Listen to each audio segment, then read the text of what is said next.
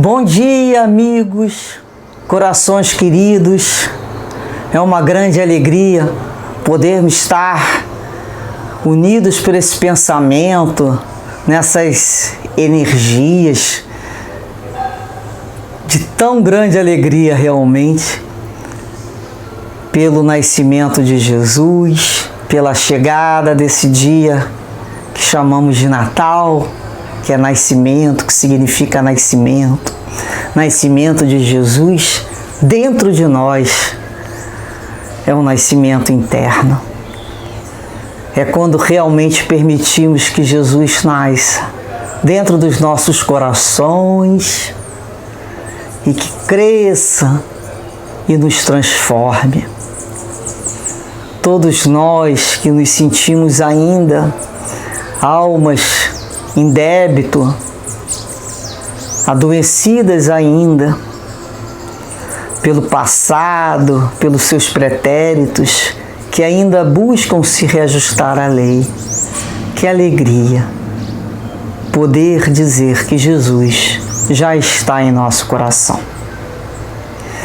Com esse pensamento, então, rogando as bênçãos do mais alto, dos amigos espirituais, hoje no nosso livro Vinha de Luz, a mensagem 167, Nossos Irmãos. Vamos fazer essa leitura, tendo hoje aqui, cada vez mais o nosso presépio, criado por mim. Fico feliz em dizer isso. Eu fico de vez em quando inventando arte e tive essa vontade. E estou feliz de ter conseguido. Não tem habilidade manual não, hein, companheiros? Isso aqui foi um baita de um esforço, como tudo na vida. Então vamos ao que importa. Mensagem de Emmanuel, Evangelho de João, primeira carta, capítulo 4, versículo 21, em que ele disse: E dele temos esse mandamento, que quem ama a Deus, ame também a seu irmão. Em verdade, amamos a Deus em todos os motivos de júbilo dentro da nossa marcha evolutiva. O Evangelho, entretanto, é farto de recomendações no sentido de amarmos também os nossos irmãos, entre as pedras e sombras da escabrosa subida. Certo, a palavra da Boa Nova não se reporta aos companheiros amados e felizes que já solucionaram conosco as questões de harmonia mental, e sim aos que respiram em nossa atmosfera, exigindo auxílio fraterno e seguro. São eles, os nossos irmãos doentes que reclamam remédio, os infortunados que pedem consolo, os fracos que esperam defesa, os ignorantes que anseiam por esclarecimento, os desajustados que necessitam de compreensão, os criminosos distanciados do socorro e da luz, os insubmissos que nos desafiam à tolerância, os desequilibrados que nos induzem a vigiar para o bem, os demolidores que nos oferecem o ensejo de reconstruir, os revolucionários que nos auxiliam a reconhecer os benefícios da ordem, os que nos ferem, ajudando-nos a desbastar as próprias imperfeições, os que nos perseguem e caluniam, proporcionando-nos a oportunidade de suportar com Cristo na prática do Evangelho. O irmão iluminado e bondoso em si já representa uma obra viva do Pai, através da qual o conhecemos e admiramos. O irmão ignorante ou infeliz, porém, é uma obra que o céu nos convida a amparar e embelezar no rumo da perfeição, em nome do Todo Misericordioso. Se amas a Deus no irmão que te entende e ajuda, não te esqueça de honrá-lo e querê-lo no irmão que ainda te não pode amar. Nada mais precioso do que uma recomendação desse sentimento de fraternidade que o Espírito Emmanuel nos traz. Por isso colocamos aqui, olha, a lei é de amor. A base de toda a lei é amor. E aí falamos, eu amo a Deus. Como amar a Deus? Se muitas vezes eu nem me amo, eu me coloco em situações voluntárias de dor. Eu não me amo porque estou sempre vivendo em desarmonia com a lei. Eu não me amo porque ainda não aprendi a fazer escolhas nos meus comportamentos pautado pela saúde, pela beleza, pela harmonia, pelo bem-estar. Eu não me perdoo. Como eu posso falar que eu me amo? Como posso falar que amo a Deus se ainda não aceito o irmão que comigo caminha? Aceitar o bonito e o perfumado é fácil, não é? Gostar daquele que da gente gosta, como a gente acha que a gente é bom. Devolver beijinho para quem dá beijinho. Tem aqueles amigos que só nos elevam, procuram sempre nos estimular no que temos de melhor. Mas ali nós não temos só eles de irmãos. Aqueles que nos dão trabalho, aqueles que quase nem precisam da nossa ajuda. Não é desses irmãos que estamos aqui falando. Esses outros já solucionaram conosco as questões da harmonia mental. É aquele irmão, amigo e querido. Nós temos, que a gente pode falar, afinidade, não é? A aula aqui, a mensagem que o Espírito nos traz, é aqueles que estão na nossa atmosfera exigindo, eles exigem auxílio, porque são adoentados e precisam de um remédio. E muitas vezes a nossa forma de medicar o outro, oferecer um remédio, será através de uma palavra construtiva, será uma prece, será um sorriso. Para os infortunados, aquele momento da gente falar em Jesus, em fazer com que eles percebam como podem ser ricos quando possuem as luzes mais elevadas do entendimento. Nunca mais serão pobres. Vão buscar a água da vida. É aqueles outros que são fracos, que estão esperando a nossa defesa. A gente tem que ir ali para defender aquela situação. A sociedade, às vezes, a gente ocupa um cargo, um momento na sociedade que nos permite, né, ter poder de decisão administrativo. Para que serve isso? Para defender os mais fracos, esclarecer aqueles que vivem na ignorância, no desconhecimento, favorecer através de 1001 atitudes, ajustar aqueles que precisam da nossa compreensão. Muitos são criminosos, sim, e se sentem distanciados do socorro e da luz, mas são nossos irmãos. Eles são criminosos, às vezes, porque foram encontrados. Nós somos aqueles criminosos que a lei ainda não nos achou. Porque se pararmos para ver a nossa ficha, todos nós somos criminosos porque somos infratores da lei divina. E passamos, assim, a ter mais compreensão. Aquele que é insubmisso e que está sempre desafiando a nossa tolerância. Insubmisso é rebelde, não aceita. É orgulhoso mesmo, né? É o vaidoso. Mas quantas vezes nós fomos rebeldes, alguém chegava pra gente para ensinar, não precisa falar não que eu já sei. Não vem explicar isso aí não que eu já entendi isso tudo. Esse é um insubmisso, que é difícil você permitir que ele te abra o coração para ouvir.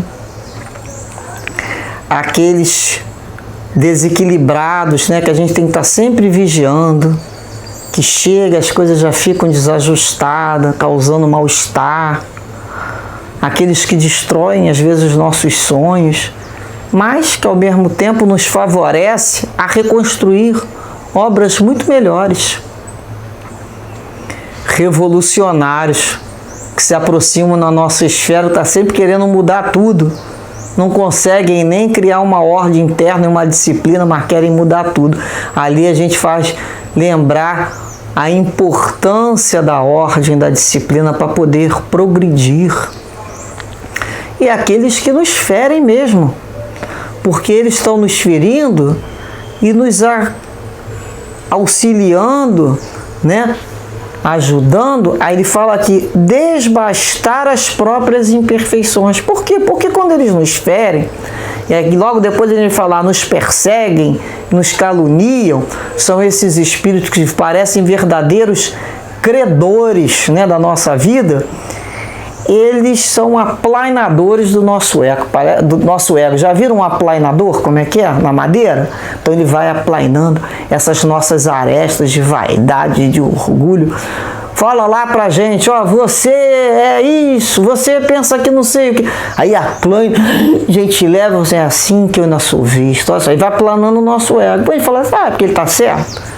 Porque o amigo só vê o nosso lado bom. E muitas vezes são esses espíritos que vão nos fazer crescer. E vamos olhar para dentro da gente. Ele está certo mesmo. Ou então não está certo não. Isso é coisa da cabeça dele. Vamos embora. Deixa ele para lá. Ele tem direito a falar porque ele tem boca. Ele tem direito a pensar porque ele tem mente. E que Deus o ilumine. Às vezes dá vontade de falar, criatura, para de se preocupar comigo, não preciso que você se preocupe comigo não. Se preocupa lá com outras pessoas, não precisa ficar me falando verdade não. Vai se preocupar com a sua vida, não é? Às vezes precisamos falar para o outro até. E nós vamos perceber que eles nos proporcionam nesse momento a vivência do amor que Jesus nos ensinou, do Evangelho. Por quê? Porque naquele momento a gente muitas vezes tem que dar um basta. Aí tá lá o bicho brabo querendo morder, ele fala, opa, basta. Mas a gente não deseja o mal. A gente já não revida. Muito desses nós vamos precisar ajudar e socorrer distante, longe, até geograficamente. Quem está falando aqui, distância. E aí a gente vai se aproximar pelo pensamento, através das preces. Não dá para chegar perto, porque morde. Até aquilo ali se acalmar, harmonizar, não dá. Não adianta, porque vai sair mordido e não vai resolver nada. Então a gente aprende a ajudar de longe. Que na verdade, às vezes, é a melhor ajuda para muitas dessas pessoas, desses espíritos encarnados e desencarnados, é a prece, que pacifica o coração deles. Porque muitas vezes a nossa presença os instiga e estimula a agressão. Não aceitam. E a gente não pode obrigar a ninguém a nos aceitar. A gente tem que respeitar. É o tempo daquela criatura. Não sabemos quanto tempo levou para aquela desarmonia e não temos ideia de quanto tempo irá demorar para aquilo se harmonizar. Porque nós iremos nos harmonizar. Isso é certo. Pode demorar trocentas encarnações, mas vamos ter que voltar até nos harmonizar, porque somos filhos do mesmo Pai. Só assim podemos falar que amamos a Deus. Como vamos amar a Deus? Desagradando-lhe nas obras, desrespeitando a sua lei, que é a lei de amor. Então, esses espíritos que se colocam nessa posição, muitas vezes, difíceis na relação, que são credores, a gente já aprendeu a ajudar. Pela prece, pelos bons pensamentos, não desejando. Mas não há por que se colocar ali para ficar apanhando, não. Aquela questão, mas Jesus ensinou da outra face. Não é de uma forma literal. Da outra face, no sentido de oferecer o nosso melhor, oferecer de novo o nosso entendimento. Mas se aquilo ali está mordendo, você tem que se afastar para o bem de todo mundo. Às vezes é o que a gente chama de distanciamento necessário, distanciamento temporário, até que aqueles ânimos, né, se acalmem e possam conversar e se entender com boa vontade, não por obrigação. E aí a gente vai lembrar, são esses, né, nossos alunos, são essas novas provas. São aqueles que nos traem, muitas vezes, e que nunca se sentem satisfeitos pelos nossos atos. A gente pode fazer tudo para agradar. Pode se pintar de dourado, né? Fulano pode pintar de dourado, pode estar cheio de ouro. Algumas pessoas não falam isso, pode vir de ouro. Não vai ser bem recebido, porque eles vão estar sempre a nos exigir aquilo que ainda não temos condições de dar. Vão estar sempre interpretando tudo o que fazemos ou falando de uma forma negativa. Não é o que a gente fala, como é que o outro está ouvindo. Ele ainda está ouvindo mal, ele tem que respeitar esse momento. A gente não pode se impor. Deus nunca nos violentou, nem pelo para amar. Ele nos aguarda. Então fazer o quê? A gente vai abandonar? Mas nosso irmão, eu para progredir espiritualmente, para nós evoluirmos, só tem uma senha. Uma, caridade. Como fazer caridade se ela não aprendeu a amar? A perdoar? A entender aquele que tem dificuldade? Onde é que está a caridade? Não é a caridade material só aqui, é a caridade moral, pela dificuldade que o outro possui. Então, a gente começa a lembrar que não podemos abandonar o irmão.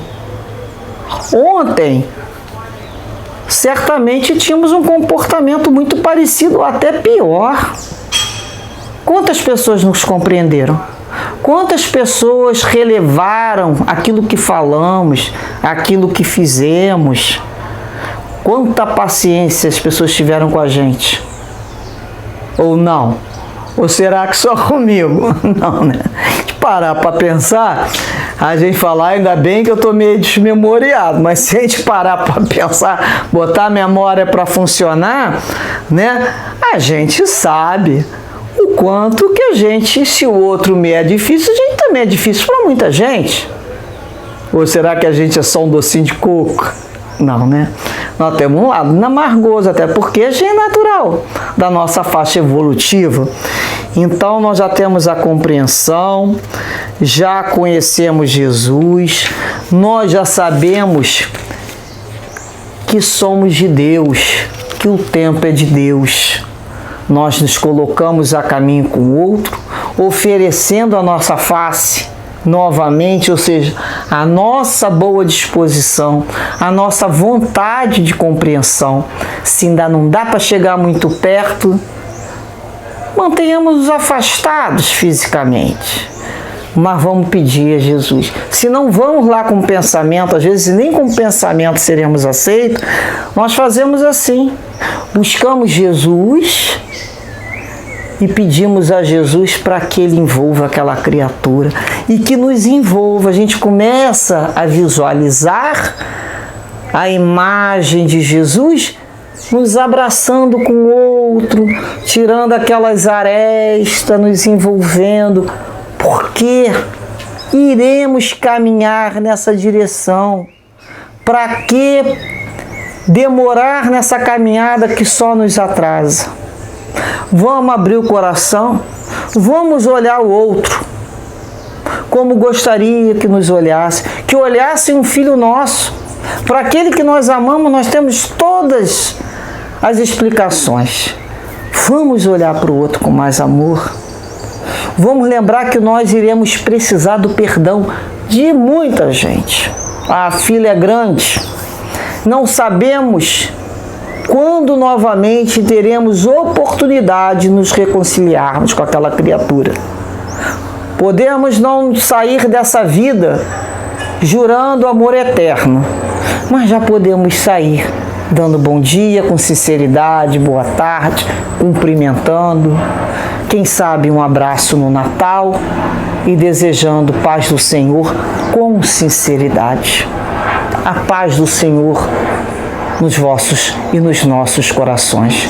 Que Jesus assim ilumine a nossa vida e a vida dos nossos irmãos, que nos una nesse sentimento maior de fraternidade, onde a base é o amor, que possamos compreender que fazemos parte de uma família universal e que não temos outra opção a não ser a diminuir as nossas vaidades, o nosso orgulho, no estarmos prontos para a compreensão e dedicarmos o outro o tempo que ele precisar também.